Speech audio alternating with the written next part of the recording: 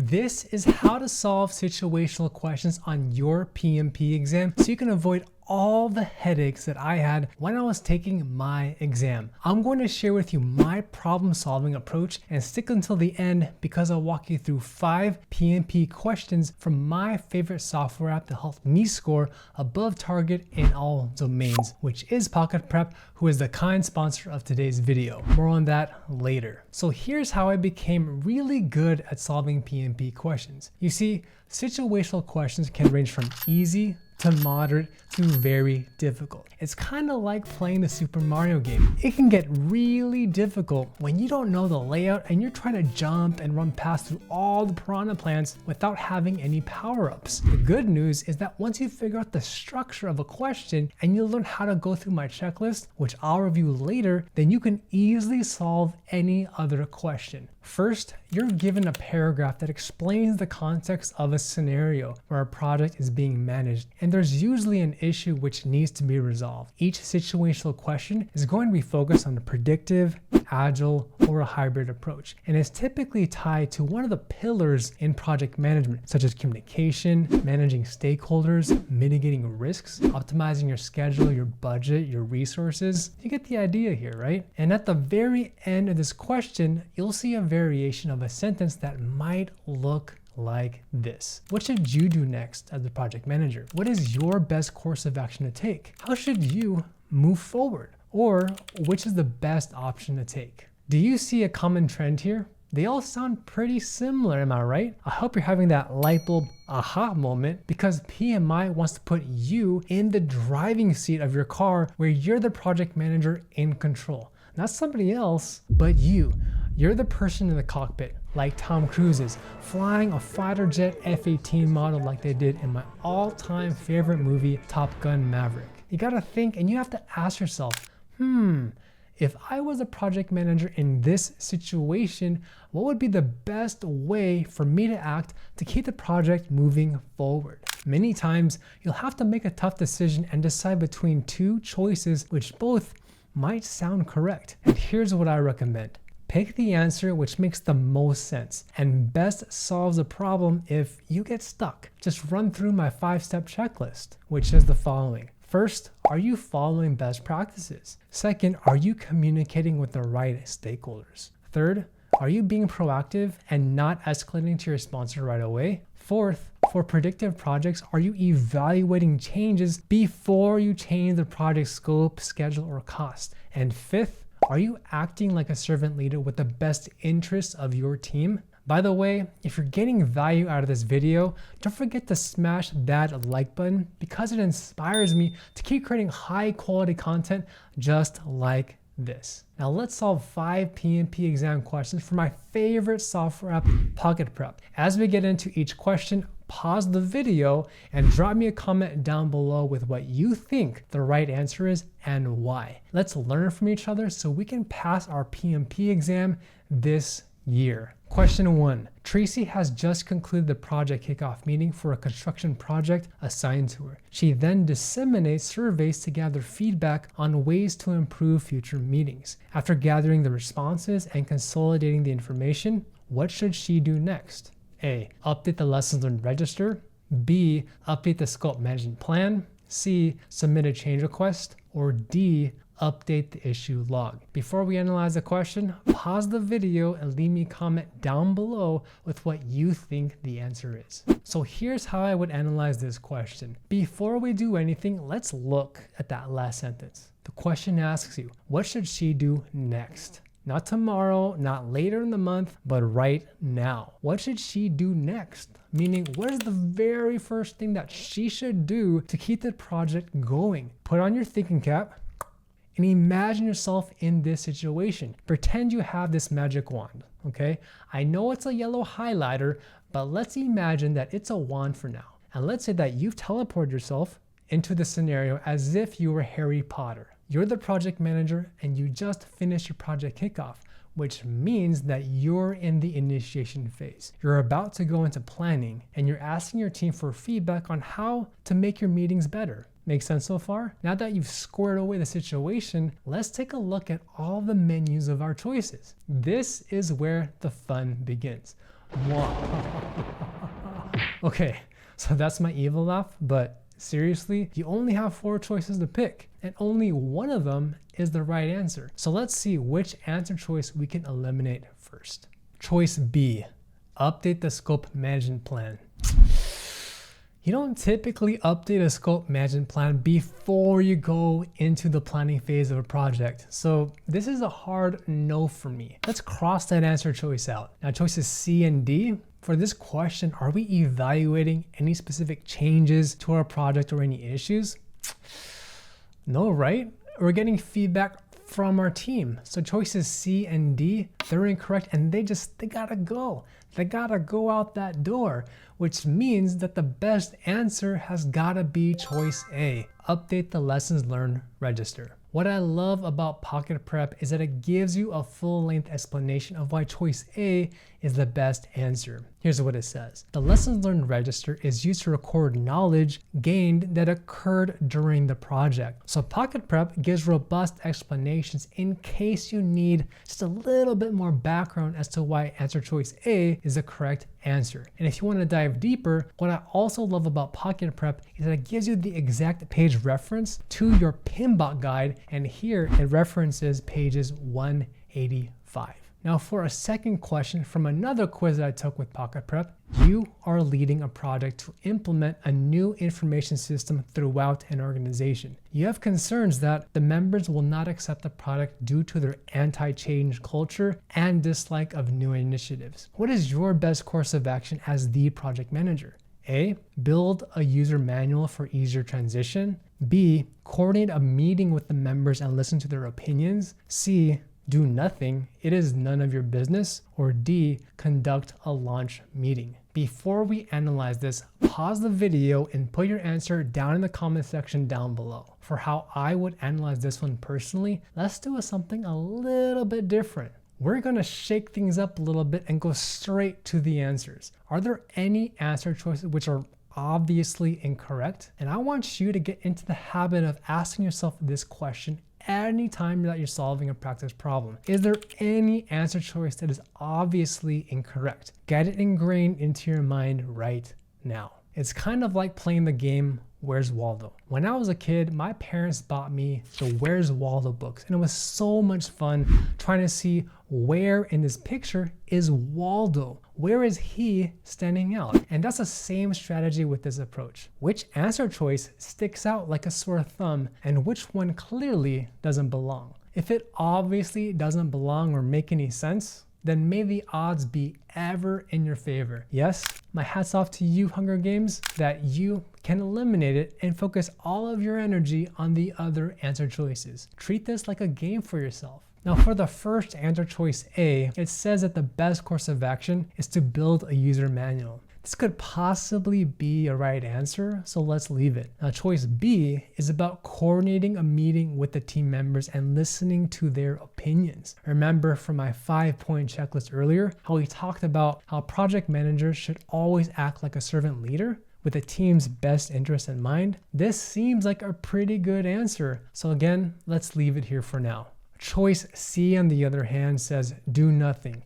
It is none of your business. Is this really the best course of action to take? As project managers, when do we just really do nothing? That never happens, right? We usually act, we think strategically, we're being proactive with our team to mitigate risks. So let's cross out choice C because it's obviously incorrect. It's gotta go. Now choice D is about conducting a launch meeting. This one sounds a little bit iffy. It could be a right answer choice, but let's leave it. Now that we've eliminated 3 answer choices, let's go back to the scenario for this question. You're implementing a new system and you're concerned that the team will not accept the product, plain and simple. You're afraid that people won't like the solution. Let me ask you something. If you were in this situation, would you immediately hold a launch meeting to launch the product?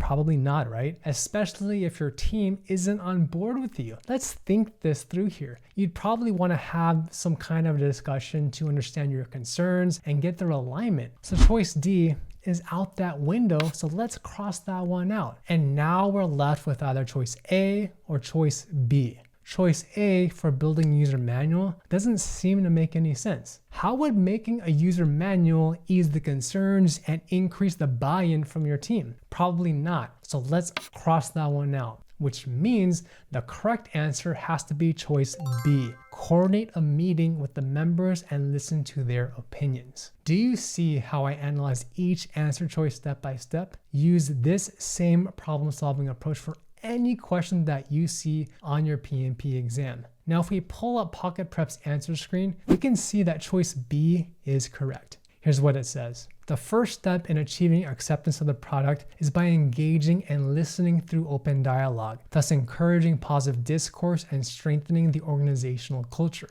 And if we want to dive deeper, Pocket Prep includes a reference to page 21 of the PMBOK Guide 7th edition. As I mentioned earlier, these PMP questions that I'm reviewing with you are from the PMP Exam Quiz Bank from Pocket Prep, who is the sponsor of today's video. I use a software app called Pocket Prep to pass my PMP exam above target in all domains. What helped me out the most was that Pocket Prep has more than 1,000 practice questions written by industry professionals so we can study more effectively and become certified. The team at Pocket Prep continues to add even more questions, and they're consistently innovating and adding new features to improve the app itself. They even have a mock exam module where you can take 3 practice mock exams and simulate taking the exam over a 3-hour and 50-minute time period. So for me, the biggest game changer was how easy Pocket Prep is to use, especially if you have a busy schedule like I do with balancing a full-time job and supporting my family. Now here's how I use Pocket Prep to become PMP certified. I did their question of the day in the morning and then the build your own quiz at night so I could focus in on where my biggest weaknesses are. Pocket Prep is extremely affordable, costing around $20 at the time of this recording. So if you want to become PMP certified, join the other project managers in our community and sign up to Pocket Prep today using my link in the description bar down below. Thank you, Pocket Prep, for sponsoring today's video. Now for a third question from another quiz I took with Pocket Prep, here's what we have. Yara is in her 5th iteration of an agile project that is being executed. A stakeholder tells Yara that they are not satisfied with the progress the team has made up to that point. The stakeholder tells Yara that from now on, the team will need to report all work status on a frequent basis. What is Yara's best course of action?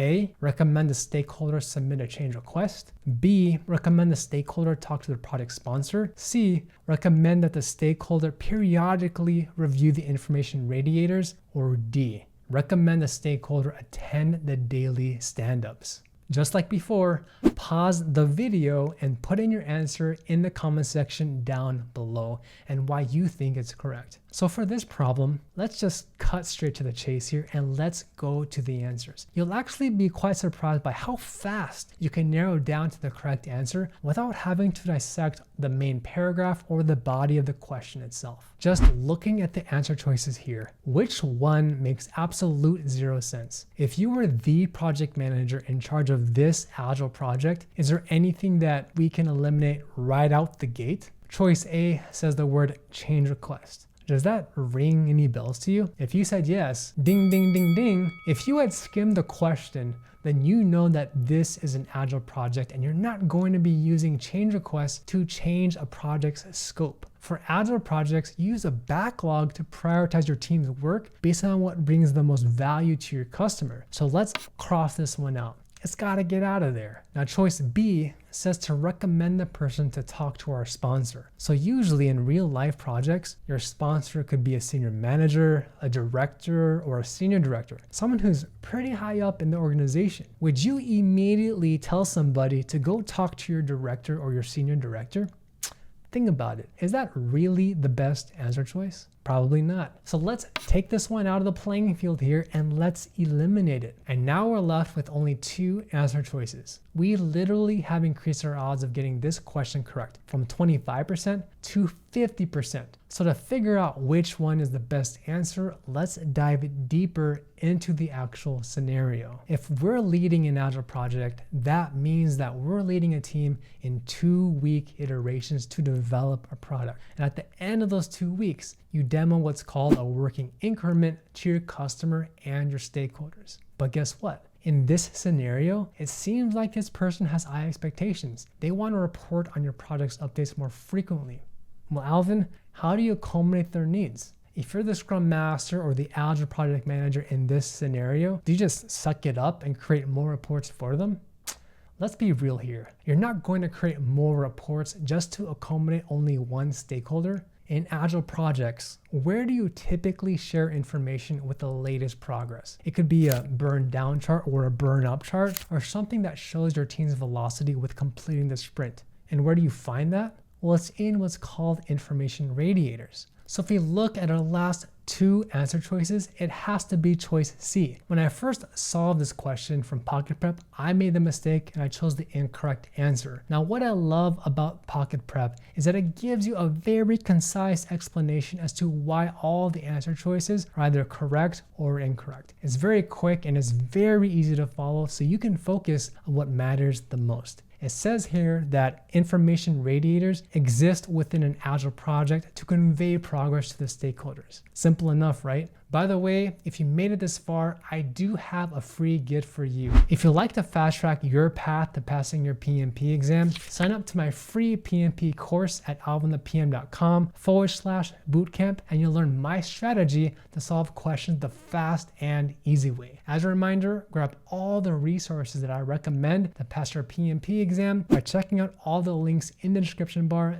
down below. Here's our fourth question from another quiz I took with Pocket Prep. The sponsor for a project that you are managing has indicated that the previously agreed upon timeline will not allow product release before the next holiday season. They are requesting that the timeline be shortened by 2 months to capitalize on current marketing plans. How should you address this request? Choice A, fast track the schedule. Choice B, crash the schedule. Choice C, seek expert judgment. Or choice D, submit a change request. Now, I want to share with you my advice. Let's say that this is a question on the day of your actual exam. You're 1 hour into it and you have no idea what the correct answer is. If it's already been 1 minute and you feel like you're digging yourself into a hole, then flag the question. Just stop wasting your time and move on to the next one. At the end of your section, go back and then review your flagged questions. This is literally the best advice I can give you, so you make time work for you and you don't get stuck just hammering away on one question. It happened to me on the day of my exam, and I don't want it to happen to you. So for this problem, let's analyze the scenario step by step. You're managing a project with tight timelines, but your sponsor wants the timeline to be done faster, specifically accelerated by 2 months, so the company can realize more profits because of marketing plans. Side note here, this happens to me almost every product that I've been on. Someone always wants the project done faster. Am I right?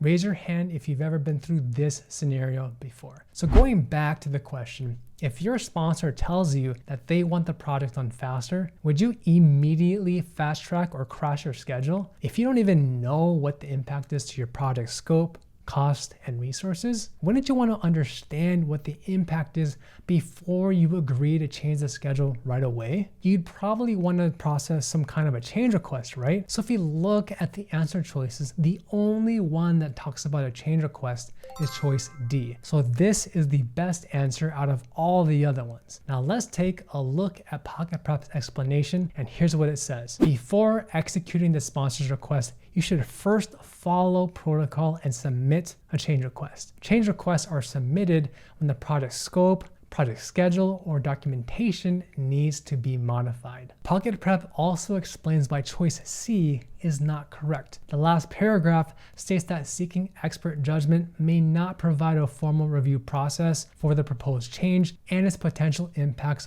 on the project. Now let's go to our next question. We have the following from Pocket Prep. A team is being built for an augmented reality product. The company and the team are well suited to using an agile approach because senior management values faster delivery to the customer and the employees have good levels of deep and varied experiences. Which of the following aspects of the new team will the team lead need to pay extra attention to in all phases of the project? Choice A, the team has worked together before. Choice B, the lead engineer engineer is a former developer. Choice C, 4 of the 8 team members work remotely. Or choice D, the technical lead was just assigned full time to the project. So for this question, it looks like we're using an agile approach here, and we need to figure out how our team members will work together. I want to make this video as engaging and interactive as possible with you. What do you think is the correct answer to this question? Leave me your answer in the comment section down below